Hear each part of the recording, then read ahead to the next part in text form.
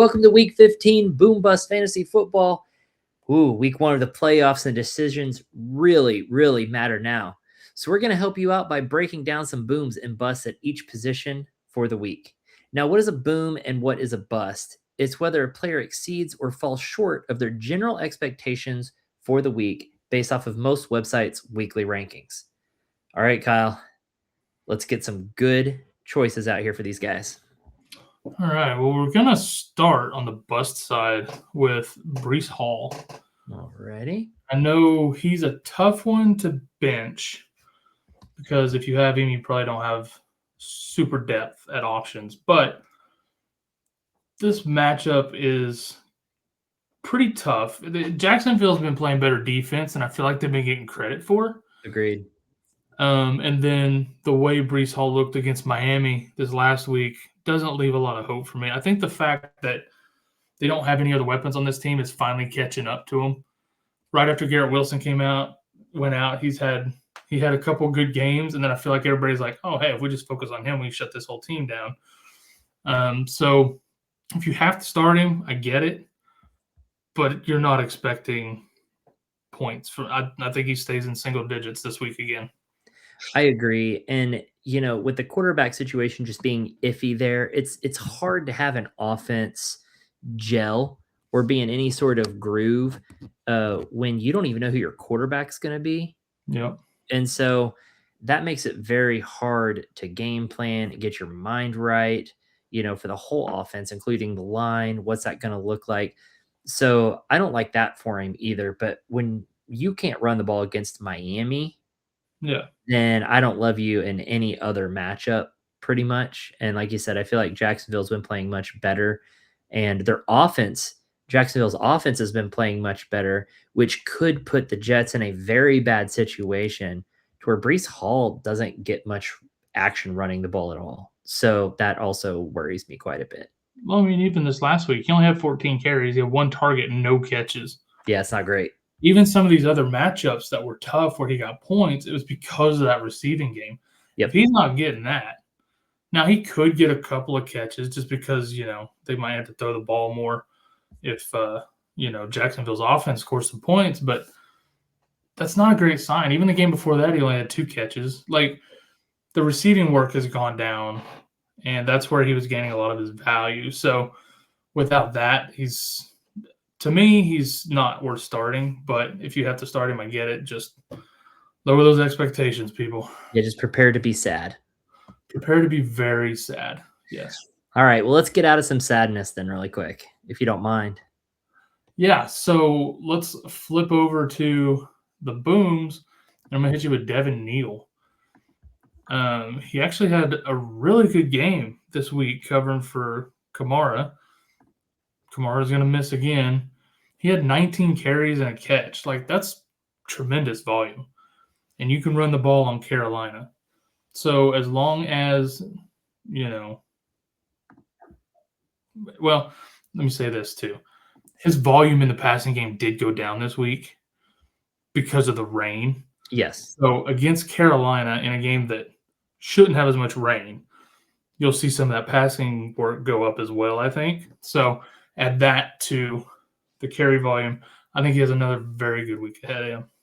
Yeah, I agree. I think, playing indoors because they'll be at home there, they'll be back to him getting some receiving work. When they played last time they played at home against Atlanta, he had 7 targets, 5 catches, 7 targets. Fantastic receiving work. So he's got that upside. He took advantage of the rushing opportunity this last week. So there's not that much going on with this offense. So he's going to get work, and the matchup is good. So I'm with you.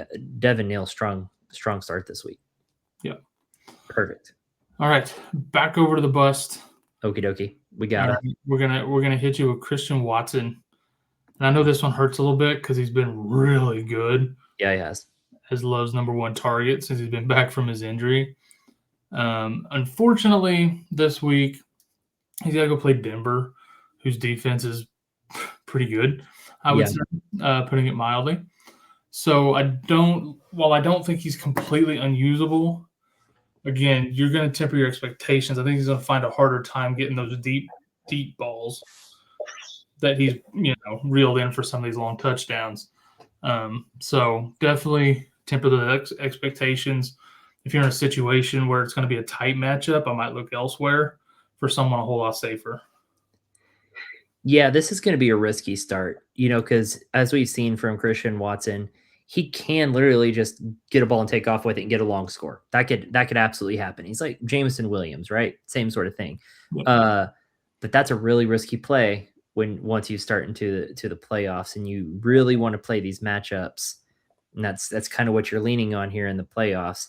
Odds are that you got Christian Watson late off of waivers. You probably do have other options on your roster that whoever you were playing before, maybe you were playing Christian Watson. So I would just go back to those guys this week, those old reliables, and lean on them because this matchup is ugly.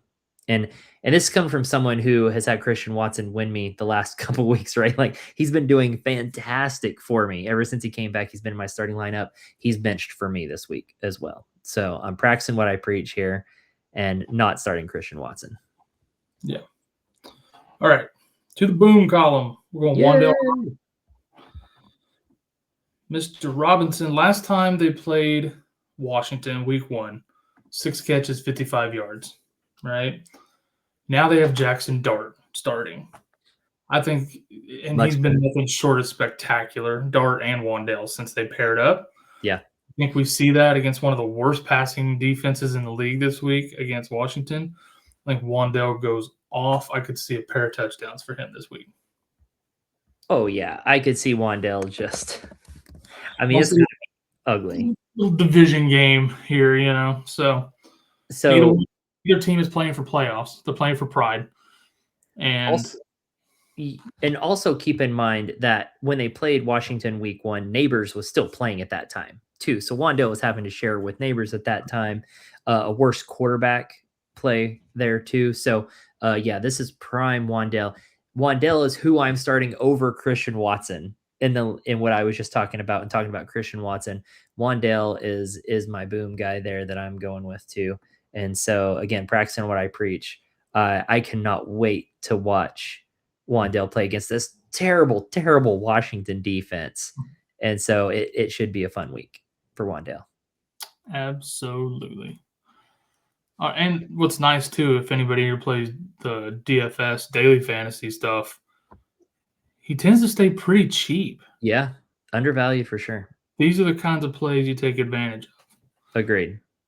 All right, back to the bus column, DeAndre Swift. And by expansion, Kyle Monangai. Yeah. They're playing, one of the top 3 rushing defenses in the league this week in Cleveland. That's really all there is to it. These guys have been splitting, which is a pain in the butt. But also, they're just not going to be able to run on this team. And I don't expect either one of them to do enough to get great points for you. So, I would legit just bench these 2 guys. I've got nothing else to add to that. That run defense in Cleveland is tough. It's going to be cold, and they're going to be splitting. You can't trust which one's going to do what. They just haven't looked that great. They didn't look that good against Green Bay, and Cleveland's run defense is better. So, yeah, that's a pass for me on Swift. And again, practicing what I preach. I have Swift. I benched him. Sorry, here's what it is. Can't trust that matchup, in the first round of the playoffs. Yeah, somehow, just so everyone knows, Kyle picks the boom and bust players for this. I just happen to have all of these players he picked today. So it just is what it is. He was telling me the list, and I was like, this looks like my roster. And he was like, I didn't plan that. My bad. Anyway, yeah, I agree with these decisions completely. All right, well, let's see if you agree with this one. Woody Marks as a boom. I disagree. No, I'm just kidding. Now, I know he's been getting pretty good volume. He's not been super efficient with those touches over the last several weeks. This week, again, 2.5-ish yards a carry, but he finally got in the end zone against Kansas City, which is a big hill to get over for him, right? Yeah. This week he plays Arizona, who you just saw Kyron and Corum both go nuts against this last week. I think Woody Marks has another really good week. I think he has RB2 potential and will probably find the end zone again. Let's have another upside here. Chubb likely out. So if Also a good Chubb point. misses, then Woody Marks is the guy. And with that kind of volume against Arizona, I love it. Yep. Matchup fantastico. Yep. And situation fantastico Yes. with Chubb All right. finally out of the way. I'm going to throw you a curveball. I'm going to hit you at the last boom first. Fine. We're going Mark Andrews, Whoop, whoop. which has not been in a boom list all year. Nope. He's had a pretty rocky season, including last week against Pitt. Just signed a new 3-year extension right before that stinker against Pitt. Had a pretty decent game. They're playing Cincy this week. Had a pretty decent game 2 weeks ago against Cincy. I think he has an even better game this time. New extension, fresh legs, yay. But, the Ravens are trying to turn things around. Lamar finally got his crap together this last week. I think that should continue. I think he'll find Mark Andrews a few more times and probably in the red zone this week as well. Cincinnati remains the easiest matchup probably in history for tight ends in the history of the league. So I feel like Mark Andrews, you have to give him a shot this week. I agree. I do like the fact that they just gave him that extension, and I feel like he's kind of got to perform finally. Last week, a real clunker, right? But I don't think that's going to continue. I know Likely has had a couple good weeks here, but Mark Andrews has had his good weeks too. So if we know anything from the history of Isaiah Likely, it's that it's not consistent. Right, he may have a couple 1 or 2 games with a good game plan that kind of works in his favor, and then he just drops right back off. So this isn't Likely taking over the tight end spot, like we have been thinking would happen, because if that was the case, then they wouldn't have signed Mark Andrews to another 3-year deal.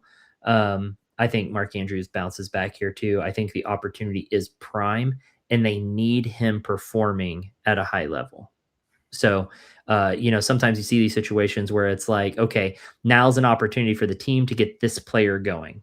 And we've seen that a lot, right? We talked about it earlier in the season with JMO over with Detroit. We're like, okay, they need him to perform. They're going to keep this going for him. And they have, right? They've kept him performing at a high level. And they need that for Mark Andrews down the stretch here too. So, yeah, absolutely. And a game against Cincinnati is just, what the doctor ordered. So perfect. All right. Last but not least, our last bust is James Cook. Now, I do want to be super clear here. You are not going to bench James Cook. All right. That's what we preach. I am not benching James Cook. You're not benching James Cook. But it is a warning that they're playing New England, who, again, like Cleveland, one of the top 3 rush defenses in the league. He could struggle on the ground. He'll still get a few points. He'll get some points through the air. New England's not as good, against catches from running backs. So he'll get some points. He's not going to get you your 20, 25-point game, though, that he would get against most defenses that he's been getting all year. So just temper your expectations. Take a look at other parts of your roster to see if you can make an adjustment here or there for a more upside play or whatever to try to make up some of those points without getting too cute, though. I agree. I don't love the matchup, but I will say that here at the end of the season, we've always talked about this with Buffalo. They start rushing the ball more instead of throwing the ball because of the cold and everything like that. But a lot of that goes to Josh Allen. We've seen that. So, yeah, I'm not loving it for Cook this week or next week, for being honest. But I know this isn't. Also yeah, so maybe watch us next week. He might be on here again. No, we don't like to double up. So I'm just kind of throwing that out there right now. James Cook probably on next week's bust list too. So, and just for context too, like I sound crazy saying that James Cook might not do good, but when they played earlier in the year, 15 carries for 49 yards, 1 target, no catches. I don't think they let him get out of this game with no catches I agree. like they did that game, but just keep that in mind. I would agree with that. I think he still has some receiving upside. I think they're gonna have to use him there. But yeah, like you mentioned last game, he had 4.9 points in this league that I'm looking at. Not a great outing. I think you're looking at single digit points here too. Yep. Gross. All right, guys. Well, I know those are some tough names to have to swallow on the bust list there. So apologies for that. But hopefully you got some of those boom listers on your squad that you can plug in there and carry you through week 1 of the playoffs. No pressure, right? Deep breaths and try to enjoy it. That's it for us, guys. Join us on Sunday for the Sunday morning show, Spilled Coffee, right here on the network. Good luck this week, and we'll see you Sunday morning. Go get them dubs.